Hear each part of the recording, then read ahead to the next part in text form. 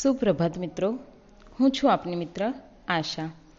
આજે આપણે MSM3ના વર્ગની અંદર તારીખ 21 ઓક્ટોબરના રોજ આજે આપણે ખંડકાવ્ય પેપરમાં ખંડકાવ્યની સંજ્ઞા, એનું સ્વરૂપ, એની ચર્ચા આ આપણે જોવાના છીએ.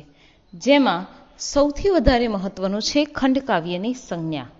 ક્યાંથી ખંડકાવ્યની સંજ્ઞા આવી, કેવી રીતે તે સ્થિર થઈ અને કયા કયા વિદ્વાનોએ આ સંજ્ઞા અંગે ચર્ચા કરી છે.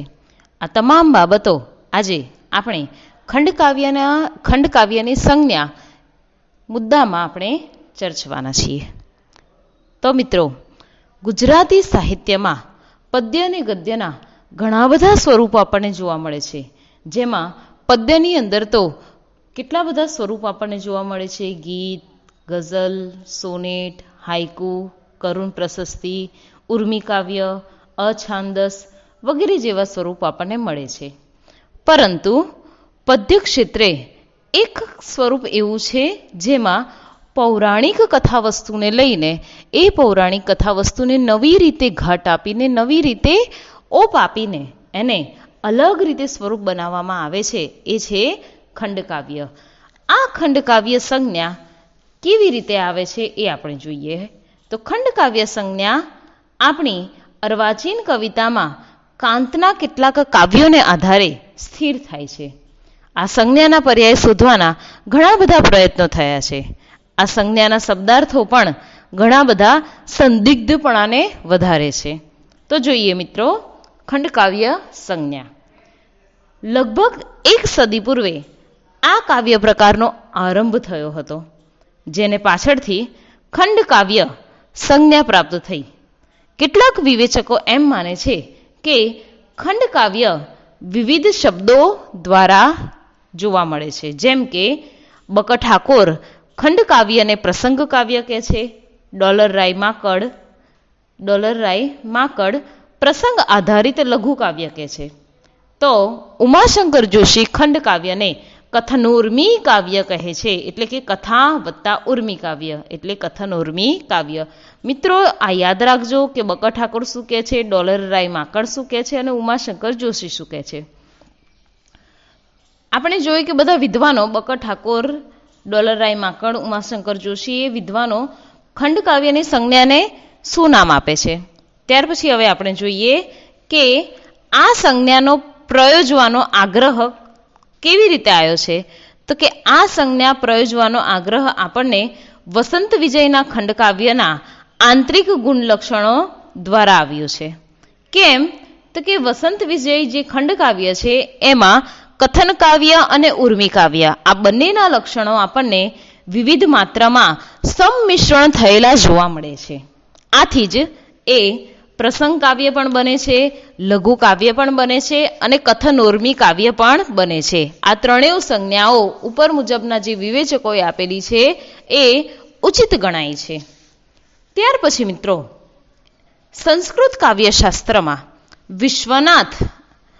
વિશ્વનાથ પૂર્વે એમણે ખંડકાવ્ય સંજ્ઞા મળતી હતી. એમ આ તો અત્યારની વાત થઈ, પણ સંસ્કૃત કાવ્યશાસ્ત્રમાં વિશ્વનાથનું નામ તમે મીમાંસાની અંદર ભણ્યા હશો. આ વિશ્વનાથ એમણે શું કીધું છે તો કે કાવ્યની અમુક બાબતોને અનુસરતું કાવ્ય એટલે ખંડકાવ્ય એમ કીધું છે. કાવ્યની અમુક બાબતોને અનુસરતું કાવ્ય એ ખંડકાવ્ય છે. એ ખંડકાવ્ય શું કરે છે તો કાવ્યની અમુક બાબતોને અનુસરે છે.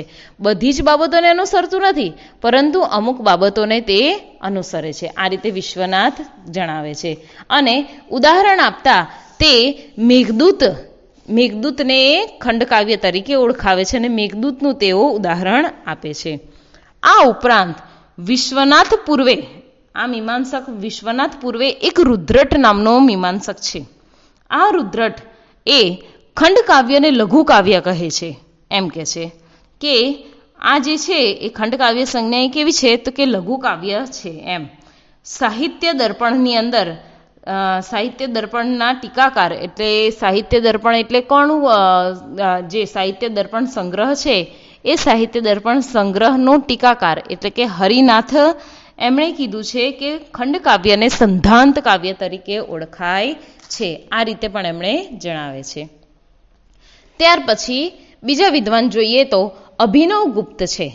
આ અભિનવગુપ્ત કહે છે કે જેમાં એક દેશની કથાનું વર્ણન હોય એને ખંડકથા કહેવાય, અને જેમાં સમસ્ત ઇતિવૃત્ત હોય એટલે કે સમસ્ત ઇતિવૃત્ત હોય એને સંકલ કથા કહેવાય છે. આવા બે કાવ્યના પ્રભેદો દર્શાવે છે. અહીં ખંડકથા અને ખંડકાવ્ય વચ્ચે વિષય નિરૂપણમાં સામ્યતા જોવા મળે છે અભિનવગુપ્તમાં. આ ઉપરાંત આપણે ત્યાં જુદા જુદા વિવેચકોએ વિવિધ પ્રકારની કૃતિઓ માટે ખંડકાવ્ય સંજ્ઞા પ્રયોજી તેનો વિગતવાર ઇતિહાસ ચીનુ મોદીએ ખંડકાવ્ય સ્વરૂપ અને વિકાસમાં, આ પુસ્તકનું નામ છે. આ તમારા પુસ્તક આ પ્રશ્ન માટે અને બીજા પ્રશ્ન માટે, અને ખંડકાવ્યનું સ્વરૂપ સમજવા, સંજ્ઞા સમજવા અને બધા ખંડકાવ્યને સમજવા માટે આ પુસ્તક તમને બહુ જ ઉપયોગી છે. એટલે તમારા એની અંદર એટલે તમે તમારા અભ્યાસની અંદર આ પુસ્તક અવશ્ય વાંચજો, અવશ્ય જોજો. એમ ઘણું જૂનું છે પણ ખૂબ જ સારું છે પુસ્તક. આ ચીનુ મોદીનું છે, ખંડકાવ્ય સ્વરૂપ અને વિકાસ. આ રીતે બહુ સરસ પુસ્તક છે, એકવાર વાંચજો. ત્યાર પછી ઈસવીસન 1893માં ભારતીભૂષણ સામાયિકની અંદર કવિ અને તંત્રી બાલાશંકર કંથારિયાએ શું કર્યું છે તો કોઈ બાલાશંકર કંથારિયા પુનર્મુદ્રિત કરીને ખંડકાવ્ય તરીકે એને ઓળખાવે છે.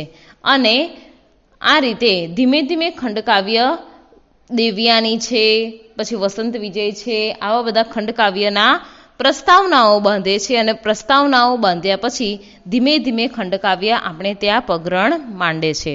રાવી પાઠક નામનો વિદ્વાન એવું નોંધે છે કે પૂર્વાલાપના જે વસંત વિજય છે, ચક્રવાત મિથુન છે, આ બધા જે ખંડકાવ્યો છે એ ખંડકાવ્યની સંજ્ઞાને સંપૂર્ણ બંધ બેસે તેવા છે.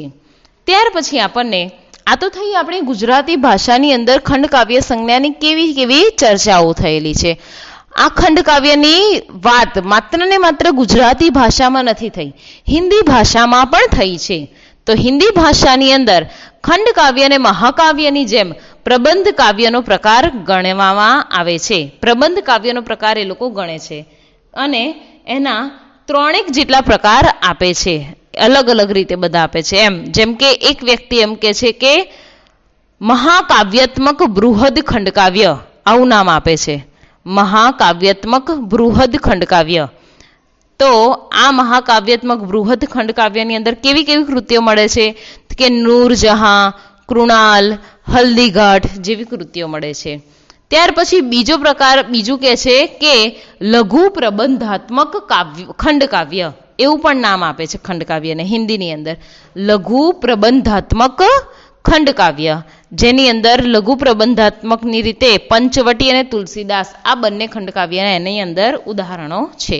ત્રીજું છે પ્રયોગશીલ ખંડકાવ્ય. આ પ્રયોગશીલ ખંડકાવ્યની અંદર યશોધરા, કુરુક્ષેત્ર, મહાપ્રસ્થાન, સબરી જેવા પ્રકારો પાડવામાં આવ્યા છે. આ રીતે 3 પ્રકારની અંદર આપણને હિન્દી ભાષાની અંદર ખંડકાવ્ય જોવા મળે છે: મહાકાવ્યાત્મક, લઘુ પ્રબંધાત્મક, પ્રયોગશીલ. આ રીતે ત્યાર પછી હજુ એક ત્રીજી ભાષા છે મરાઠી. આ મરાઠીમાં પણ ખંડકાવ્યનું સ્વરૂપના આધારે એના પ્રકારો પાડવામાં આવે છે. જેમ કે એક પૌરાણિક ખંડકાવ્ય, બીજું ઐતિહાસિક ખંડકાવ્ય, ત્રીજું સામાજિક ખંડકાવ્ય, ચોથું કાલ્પનિક ખંડકાવ્ય. આ રીતે એના પ્રકારો ગણાવ્યા છે. તો મિત્રો, આજે આપણે જોયું ખંડકાવ્યની સંજ્ઞા અને ખંડકાવ્યના પ્રકારો અંગેની ચર્ચા. હવે આપણે અગાઉના ઓડિયોની અંદર ખંડકાવ્યના લક્ષણો અંગે ચર્ચા કરીશું. ત્યાં સુધી મિત્રો સાંભળજો બધું વિગતો, અને તમારી અંદર જે કંઈ મટીરિયલ છે એ બધું વાંચતા રહેજો. કંઈ ના સમજાય, કંઈ ના ખબર પડે તમે અમને પૂછી શકો છો. તો ચાલો મિત્રો, આવજો.